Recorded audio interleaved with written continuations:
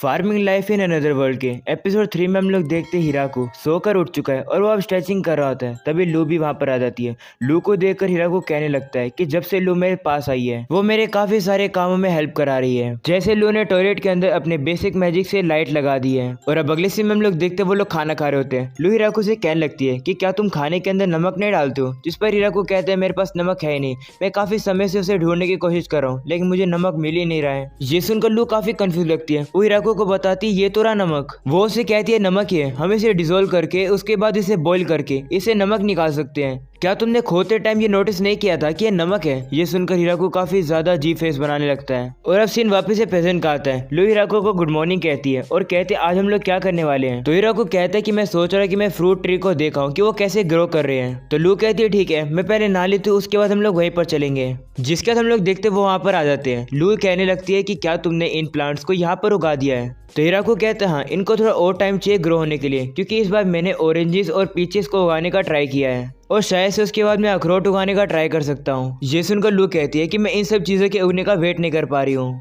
और अब वो लोग चाय पीने लगते हैं। हिराको बताता है कि जो हर्ब टी लू बनाती है वो काफी ज्यादा डिलीशियस होती है, लेकिन मुझे ग्रीन टी पीनी है। और अगर मुझे अच्छे से याद है तो ओलोंग टी और ब्लैक टी एक ही पत्तियों से बनती है। जिसके बाद हम लोग देखते हैं ज़ाबूटोन वापस से घंटी बजाने लगता है। ये सुनकर हिराको कहता है आखिरकार अब क्या होगा इस बार। तो वो लोग जल्दी से फॉरेस्ट की तरफ जाते हैं तो उन्हें पता लगता है कि उनके पेट्स ने तो एक और लड़की को पकड़ा हुआ है। उसे देखकर हिराको कहने लगता है कि इस सिचुएशन को तो मैं पहले भी देख चुका हूँ। और अब वो लड़की हेल्प मांगने लगती है तो हिराको उसे अब फ्री कर देता है। और अब वो लड़की अपने मैजिक का यूज करके अपने आप को हील कर लेती है और अपने कपड़े भी साफ कर लेती है। उसे देखकर हिराको कहने लगता है कि मैजिक तो काफी ज्यादा अमेजिंग होता है। और यही बात वो लू से भी पूछता है। जैसे वो पीछे मुड़ता है तो उसे पता लगता है कि लू तो वहां से भाग रही होती है। तभी वो लड़की लू को देख लेती है और कहते तो तुम यहाँ पर छुपी हो, रेजिस्ट करना बंद करो और चुपचाप मेरे साथ चलो। यही बात हिराको के पेट सुन लेते हैं और वो काफी गुस्सा हो जाते हैं और उस लड़की को काटने लगते हैं। हिराको जल्दी से उन पेट्स को रोक लेता है। जिसके वो लोग अपने घर के अंदर आ जाते हैं। वो लड़की कहने लगती है तुम्हारे पेट ने तो मेरे ऊपर सीधा ही हमला कर दिया। तो लू से कहते हैं कि उन्होंने मेरे ऊपर भी हमला किया था, उनके ऊपर मैजिक कोई भी इफेक्ट नहीं करता है और ऊपर से वो हमारे स्पेल को डॉज कर देते हैं। ये बात सोचकर वो दोनों काफी ज्यादा दुखी हो जाते हैं। और अब वो लड़की पूछने लगती है ये इंसान कौन है? तो लू थोड़ी शर्माती है और कहती है कि ये मेरे हस्बैंड हैं। ये सुनकर वो काफी ज्यादा हैरान हो जाती है और वो हिराको से कहने लगती है कि क्या तुम दोनों सही में कपल हो? तो हिराको कहता है हाँ। वही हिराको मन में कहने लगता है ये पहली बार है जब लू ने मुझे अपना हस्बैंड बुलाया है। जिसके बाद वो लड़की अपना नाम बताती है। उसका नाम होता है टिया और वो एक एंजल है। ये सुनकर हिराको से कहते हैं क्या तुम गॉड को सर्व करती हो? तो वो बताती है नहीं, हम लोग तो बस वॉरियर होते हैं जिनके पास दिमाग से ज्यादा मसल होती है। ये सुनकर हिराको से पूछते हैं कि तुम्हारी जैसी एंजल लू का पीछा क्यों कर रही थी? तो टिया बताते हैं कि लू को जो भी पकड़ कर लाएगा उसे एक रिवॉर्ड मिलेगा, क्योंकि उसने गुस्से में आकर एक टाउन को तबाह कर दिया।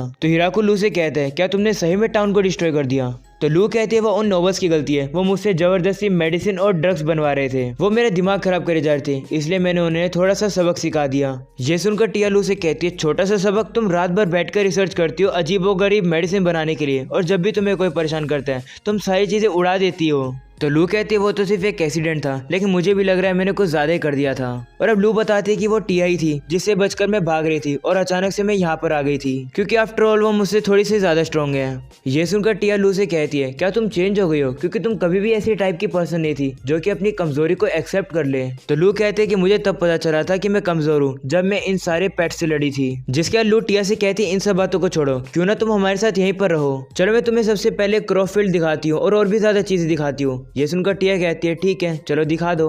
और अब वो लोग टिया को लेकर बाहर आते हैं, जहाँ पर सबसे पहले वो उसे वेजिटेबल के फील्ड दिखाते हैं, उसके बाद फ्रूट के फील्ड।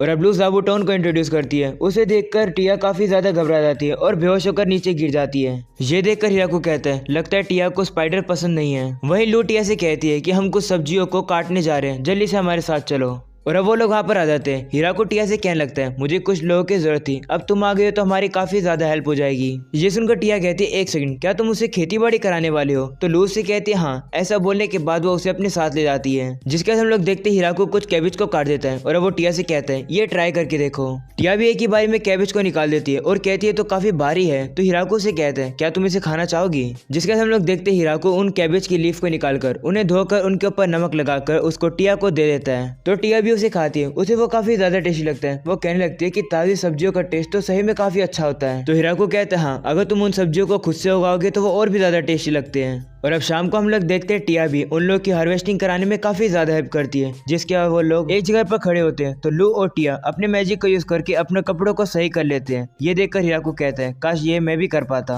और अब रात में हम लोग देखते हैं टिया एक स्ट्रॉबेरी खाती है जो कि उसे काफी टेस्टी लगती है। वो कहने लगती है जितना मैंने सोचा था फार्मिंग का काम तो काफी ज्यादा एक्साइटेड होता है, मुझे काफी मजा आया। ये सुनकर लू से कहते हैं तुम्हें मजा आया ना, इसका मतलब अब से तुम हमारे साथ रहोगी। तो टिया थोड़ी हिचकिचा रही होती है तो लू से कहते हैं कि मेरी बॉडी अकेले इतना सब कुछ हैंडल नहीं कर पाएगी। तो टिया उससे पूछते तुम्हारे कहने का मतलब क्या है, लेकिन वो उसे बताती नहीं है। जिसके बाद अगले सीन में हम लोग देखते हैं टिया उन्हीं के साथ रहने लगी है और फार्मिंग में काफी ज्यादा मदद कराने लगी है। जिसके बाद हम लोग देखते हैं वो लोग हार्वेस्टिंग करके जा रहे होते हैं। टिया हिराकू से कहने लगती है कि क्या हम और ज्यादा स्ट्रॉबेरी उगा सकते हैं। तो हिराकू कहते हैं मैं भी उन्हें उगाना चाहता हूँ, लेकिन अगर हम लोग क्रॉप फील्ड को एक्सपेंड भी कर दे तो हम लोग एक ही साथ हार्वेस्टिंग नहीं कर पाएंगे, इसलिए हमारी इतनी कैपेसिटी है हम उन्हें नहीं उगा पाएंगे। ये सुनकर टिया सोचती है अगर हमें कुछ लोगों की हेल्प मिल जाए तो। और अब हम लोग देखते वो आगे चल के रुकते हैं। हिराकू देखता है कि यहाँ पर तो और भी ज्यादा पपी है और उनके होर्न पहले से आ चुके हैं। हिराकू एक पपी को उठा लेता है तो टिया काफी डरी डरी लग रही होती है।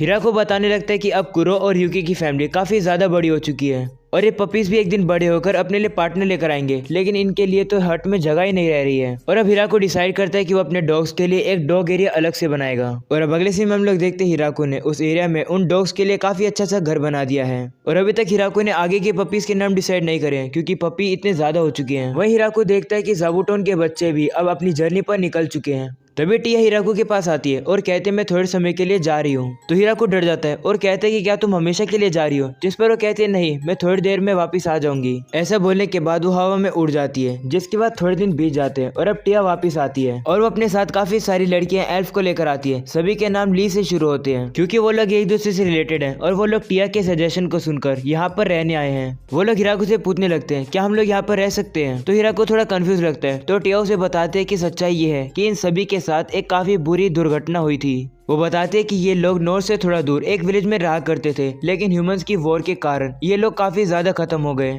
और जो लोग बचे थे वो इधर उधर घूमने लगे इस सोच में कि उन्हें एक ऐसी जगह मिलेगी जिन्हें वो घर कह सकते हैं। वहीं एक एल्फ जिसका नाम लिया होता है वो हिराकू से कहने लगती है जब तक हमारे पास एक जगह नहीं होगी सेटल होने के लिए तब तक हम लोग अपनी फैमिली को रिपॉपुलेट नहीं कर पाएंगे, इसलिए हम लोगों की हेल्प करो, हम लोग को यहाँ पर रहने दो।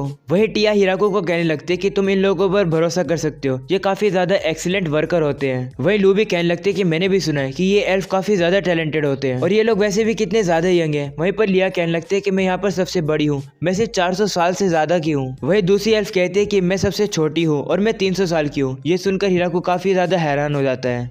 जिसके बाद टिया और लू कहने लगते हैं कि क्या ये लोग यहाँ पर रह सकते हैं। तो हिराकू एल्फ से कहने लगता है कि यहाँ पर तुम्हारे काफी सारे रूममेट हैं तो मिलजुल कर एक साथ काम करना। ये सुनकर सारी एल्फ खुश हो जाती है और हिराकू का शुक्रिया करती है। जिसके बाद लिया पूछने लगती है कि वैसे हमारे दूसरे रूममेट कौन होने वाले हैं। तो उन सभी लोगों को ज़ाबूटोन और अपने डॉग पेट से इंट्रोड्यूस कराती है। उन्हें देखकर सारी एल्फ बेहोश हो जाती है। और अब अगले सीन में हम लोग देखते हैं यहाँ पर काफी सारे लोग रहने आ चुके हैं, इसलिए वो लोग डिसाइड करते हैं कि एक साथ रहने के लिए वो लोग एक काफी बड़ा घर बनाएंगे। सबसे पहले वो लोग अपने लिए वुडन फेंस को काटते हैं और साथ ही साथ अपने लिए टॉयलेट भी बनाते हैं। वहीं हिराकू अपने टूल से एक बड़े ट्री को काट देता है। उसे देखकर एल्फ शॉक हो जाती है और कहती है कि इसने एक बड़े ट्री को जो कि मेटल के जितना स्ट्रॉन्ग है उसको इतनी इजीली काट दिया। हिराकू कहने लगता है कि इन एल्फ को मुझसे ज्यादा कंस्ट्रक्शन का काम आता है, इन्होंने सारा काम निपटा दिया, मैं तो सिर्फ लिया के ऑर्डर को फॉलो कर रहा था। और देखते ही देखते 10 दिनों में हमारा घर रेडी हो गया। वहीं लू टिया से कहने लगते कि ये हमारे छोटे हट से तो काफी ज्यादा अच्छा है। लू की बात सुनकर हिराकू थोड़ा दुखी हो जाता है क्योंकि उसने उस छोटी सी हट को काफी मेहनत से बनाया था। लेकिन हिराकू कहते कोई बात नहीं, मैंने इनकी टेक्निक सीख ली है, मैं अपनी छोटी हट को ही अपग्रेड कर लूंगा। और अब वो लोग उस घर के अंदर आते हैं। हिराकू बताता है कि एंट्रेंस वे के सामने ही एक काफी बड़ा लिविंग रूम है और वहीं पर एक डाइनिंग टेबल है जहाँ पर सभी लोग बैठकर एक साथ खाना खा सकते हैं और सेकंड फ्लोर जहाँ पर सभी लोगों के लिए अलग अलग रूम है। वहीं हिराकू ऊपर से सभी को देखकर कह रहा होता है कि मैं दुआ करता हूँ कि ये जगह एक ऐसा घर बन जाए जहाँ पर सभी लोग पीसफुली और सेफली रह सके। जिसके बाद हम लोग देखते हैं कुछ एल्फ हार्वेस्टिंग कर रही होती है और उन्हें काफी ज्यादा मजा आ रहा होता है। उन्हें देखकर हिराकू और बाकी लोग भी खुश हो जाते हैं कि इन एल्फ को मजा आ रहा है काम करने में। वहीं हिराकू कुछ एल्फ को देखता है जो कि कच्ची गार्लिक खा रहे होते हैं। अगले दिन हिराकू ये सुनकर शौक हो जाता है कि एल्फ फायर का यूज कर सकती है और मीट खा सकती है, क्योंकि उसे लगता था कि जो एल्फ होती है वो नेचर से कनेक्टेड रहती है, उन्हें ये सब चीजें पसंद नहीं होगी। हिराकू और ज्यादा चीजें बताता है जो कि उसे लगता था कि एल्फ नहीं करती है। ये सुनकर लिया कहती है कि तुम्हें क्या लगता है, नेचर को अंडर एस्टिमेट नहीं करना चाहिए, जैसा तुमने बोला है अगर हम लोग वैसा ही करेंगे तो हम लोग तो कभी फॉरेस्ट के अंदर सर्वाइव ही नहीं कर पाएंगे। तो हिराकू भी समझ जाता है। जिसके बाद लिया उसे कहने लगती है कि हम लोग सोच रहे हैं कि हम लोग तुम्हारे लिए माइनिंग और ब्लैक स्मिथ का काम भी करेंगे। ये सुनकर हिराको कहते क्या एल्फ ये भी कर सकते हैं? मुझे लगा इस दुनिया के अंदर ड्वार्फ होते होंगे जो कि ब्लैक स्मिथ का काम संभालते हैं, लेकिन लगता है मैं गलत था। जिसके बाद हम लोग देखते लिया के ऑर्डर पर सभी एल्फ अब एक फर्नेस बना देते हैं और अब लोहे को पिघलाने के बाद वो लोगों से हैमर से मारते हैं जिससे कि वो लोग एक कढ़ाई बना देते हैं। हिराको उनसे कहने लगता है मुझे लगा नहीं था कि तुम लोग ये सब कर सकते हो। जिस पर वो कहते हैं कि तुम्हें ये काम अपने आप ही आ जाता है जब तुम बिना घर के 200 साल ऐसे ही घूमते रहोगे तो, लेकिन हम लोग एक चीज नहीं कर सकते, वो है सेटल डाउन होना और रिप्रोड्यूस करना। तो हिराको कहता है उसकी चिंता मत करो, उसका ध्यान मैंने रख लिया है। वही हिराको मन में कहता है कि लिया ने जो दूसरी चीज मेंशन करी है उसके बारे में मैं ना बोलूं तो ही बेहतर रहेगा। और अब अगले सीन में हम लोग देखते हैं वो लोग काम निपटा के घर जा रहे होते हैं। तभी वहाँ पर एक एल्फ आती है। वो हिराको से कहती है अगर हम लोग इस चीज का यूज करेंगे तो हम लोग ब्रेड बना सकते हैं, तो क्या मैं ब्रेड बना सकती हूँ? तो हिराको से कहता है हाँ प्लीज बनाओ। जिसके बाद हम लोग देखते हैं सारी एल्फ और अब ब्रेड बनाना शुरू करते हैं फर्नेस के अंदर। ब्रेड बनने के बाद हिराको और सभी लोग उन ब्रेड को टेस्ट करते हैं, उन्हें वो काफी ज्यादा टेस्टी लगते हैं। हिराको कहने लगते कि जो एल्फ के हाथ में वो जार था उसके अंदर नेचुरल यीस्ट थी जिससे कि ब्रेड काफी ज्यादा अच्छी बन गई है। हिराको कहने लगता है कि अब जब हम लोग ब्रेड बना सकते हैं तो क्यों ना मैं अब व्हीट फार्म को एक्सपेंड कर दूं।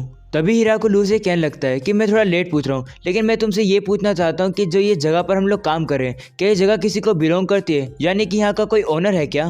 तो लू कहती है ये जगह किसी को बिलोंग तो नहीं करती, तो टेक्निकली ये डीमन लॉर्ड के अंडर कंट्रोल में आती है। ये सुनकर हिराको डर जाता है और कहता है डीमन लॉर्ड कहीं वो हमसे गुस्सा तो नहीं हो जाएंगे क्योंकि मैंने यहाँ पर इतनी सारी क्रॉप और इतनी सारी चीजें जो लगा दी। तो लू से कहते हैं कि क्या स्टार्टिंग में तुम्हें किसी ने हेल्प करी थी ये सब चीजें बनाने के लिए? जिस पर हिराको कहता है नहीं। तो ये सुनकर लू हिराको के हाथ को पकड़ लेते और कहते हो तो चिंता मत करो, अगर तुमने ये सारी चीजें खुद से बनाई है तो इसका मतलब ये जगह तुम्हें बिलोंग करती है।